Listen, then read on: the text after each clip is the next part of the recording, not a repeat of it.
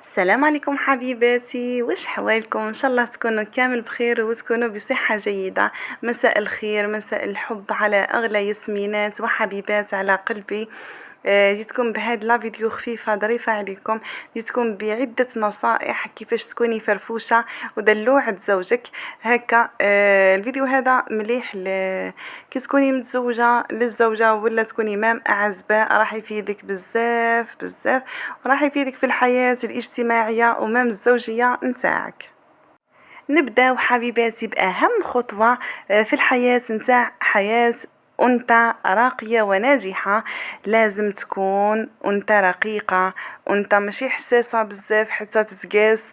تكوني متواضعة، أول حاجة تكوني نظيفة في كلامك نظيف، وما منتيا نظيفة جسديا داخليا وخارجيا.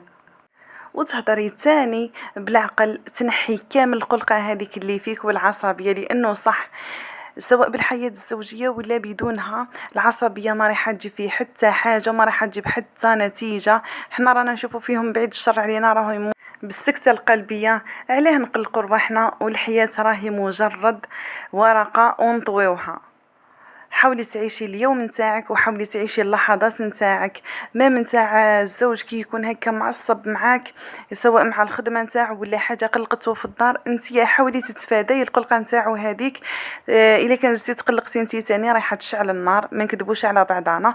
بصح الا كان حاولتي تمتصي الغضب نتاعو وتكوني انثى راقيه بمعنى الكلمه، اكيد الغضب هذاك راح يتلاشى وتبان حاجه صح تافهه وهي في الحقيقه تافهه، يولي يضحك هو على روحه.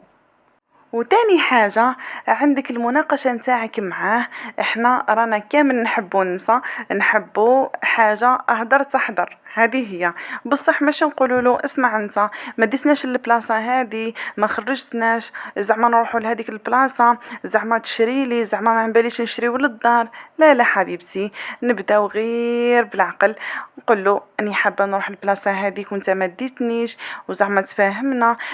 مش هذاك الاسلوب نتاع الطلب ونتاع الاوامر. حاولي تكوني زوجه فرفوشه، تكوني زوجه دلوعه، تهضري بالعقل. مام لا ريبونس نتاعو حتى كون ما يرفضها لك المره الاولى، يقول لك اني ما قاعدش اليوم بصح غدوه باذن الله نديك، هكا نورمال. لازم انت كما نعرفوها احنا دركا كي تقراي في الاساليب، السؤال والرد اللي هي الإجابة راح تكون على نفس المنبر، على نفس اللحن. إلا كان هضرتي انت بعصبية راح يجاوبك هو بعصبية، هذه مفروغ منها. حاولي انت تكالمي، انت اللي بيدك السلاح، انت أي حاجة راهي بيدك يا حبيبتي. دوكا حبيبتي نروحوا للوقت المناسب باش نديروا الطلبيات نتاعنا، ولا واش قلتوا؟ الوقت المناسب نتاعنا اول حاجه كي يكون عيان ما نروحوش نجبدوا له كامل المواضيع نتاعنا وكامل الطلبات نتاعنا، هذه مفروغ منها. تاني حاجه كي ينوض تاني من الرقاد سي با لا بين ديرونجيه، كي يكون هو ديجا مديرونجي في التليفون ولا في الخدمه ولا مع روحو صافا با، ما كان له ديرونجيه. بصح كي يكون زعما يتفرج في لاتيلي هكاك ولا يضرب في هادوش الله الله ومن بعد يخرج، روحي انتي قابليه الله الله بكاش قهيوه، بكاش كاطو، بكاش كاس نتاع الجو الله الله، قعده مليحه، ولتما جبدي له الموضوع غير بالعقل. هكا ما رايحش يعني يرفض الطلب نتاعك خلاص. حتى يكون يرفضوا الساعه هذيك ويقول لك العشيه ولا غدوه ان شاء الله نديروا الحاجه هذيك. وكاينه حاجه تاني من بين الاسباب اللي تخلي الزوج نتاعك راح يتعلق بك ويقعد يشوفك غير انتيا، يعني كما نقولوها غير انتي في العالم. على بالنا كامل الازواج راهم يخدموا، كاينين اللي يخدموا برا في السخانه، اللي يخدموا لداخل. المهم الخبزه صعيبه في كل بلاصه راهي صعيبه.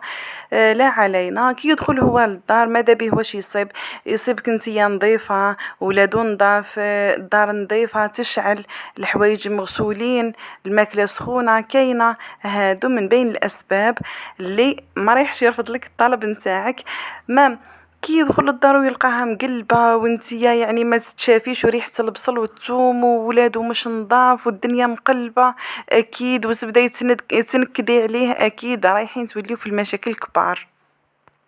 وتاني الطلبات نتاعنا لازم فيهم حنوني عمري بيبي، لازم نهضروا غير بالعقل ونهضروا المصطلحات هادو هكا باش على الاقل يرطب شويه ويحن قلبه عليكم. مام الطلبات رايحين يتقبلوا، ولازم نتجاوزوا المرحلة هذيك نتاع كل حاجة مهما صغيرة نضخموها وتبقى تحرق في قلوبنا، وحالتنا حالة صدقيني بلي رايحة تجيبي المرض لروحك ورايحة تجيبي المشاكل والنكد والطاقة السلبية لروحك نتيا. حاولي توسعي على بالك، قلبك يولي كبير ومشروح، كاينين صح حوايج ما يتحملوش، بصح الحوايج هذوك اللي تافهين حاولي انتي ما تمرضيش بيهم وما تمرضيش بيهم روحك. واكيد حبيبتي اذا كان لقى الراجل الصفات هادو كامل فيك نتيا، وكما قلنا ودار نظيفه، ركزي لي على النظافه والاهتمام الغير مبالغ، الغير مبالغ، اكيد رايحين يتحركوا المشاعر نتاعو ورايح يبادلك نفس الاهتمام، هكا باش تحسوا ببعضاكم للزوج فرحانين مع بعضاكم. وهذه هي وصلنا نهاية لا فيديو، مع السلامة.